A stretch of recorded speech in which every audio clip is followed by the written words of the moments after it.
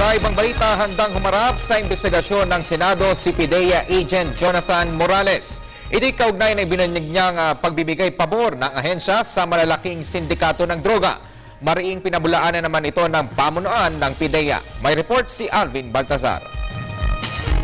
Nais nang dalhin ni PIDEA Agent Jonathan Morales sa Senate inquiry ang isinawalat nito sa liderato ng PIDEA at isiwalat ang anyay ilan pang matitinding problema sa Philippine Drug Enforcement Agency. Kung tutusin ayon kay Morales, tip of the iceberg o katiting lang malaking suliranin sa ahensya ang una na nitong pagbubunyag hinggil sa manoy ayaw pagbangga ng liderato ng PIDEA sa mga big-time Chinese drug dealers. Hiling ni Morales, mabigyan siya ng pansin ng sino mang mambabatas na may hawak sa chairmanship o komite sa illegal drugs at mula dito'y ilahad ang anyay ilang pang classified information sa nasabing anti-drug agency. Maliban dito sa sinasabi ko sa inyo, mayroon ako mga issues na hindi ko masabi sa publiko dahil nga classified yung information. So, kung mabibigyan ng kakataon talaga, maitatama talaga yung mga ginawang pagkakamali dito sa agency na to. Simple-simple lang eh. Bakit ayaw paggalaw? Kung walang nakikinabang dito, bakit ayaw paggalaw? Diba? Ano ba ang kinatatakot nila na alam nila na kami yung mga may personal sa mga grupong ito, bakit ayaw nila kaming paggalawin?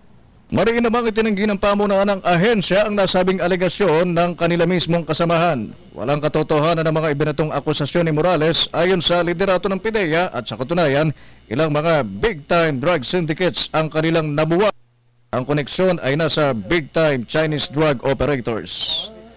Pinagtulungan kasama ang mga PNP and AFP counterparts at na-neutralize po natin yung main target na si Sajari Amiril, kung saan po ito ay kilalang kadugtong po ng mga Chinese na malalaking volume ng droga ang kaya pong ibagsak sa iba't ibang areas. Hindi lang po sa Mindanao. Ito namang Dawami Banggi Drug Group was February 2. In March naman pong yung Musarip Dalgan at sa yung kanyang asawa na si Muslima Dalgan. Dito naman po sa Autonomous Region in Muslim Mindanao po ito. Sir, lahat po yan may connection sa... Yes, sir.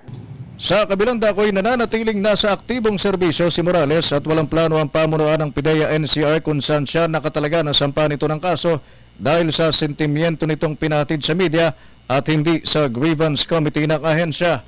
Ayon kay PIDEA NCR Chief Attorney Jack De Guzman, anumang hakbang na posibleng gawin nila kay Morales ay depende sa magiging resulta ng nakabimbing kaso nitong kinakaharap sa Internal Affairs ng PIDEA at hindi dahil sa akusasyon nitong ibinato sa kanyang boss na si General Kakdak.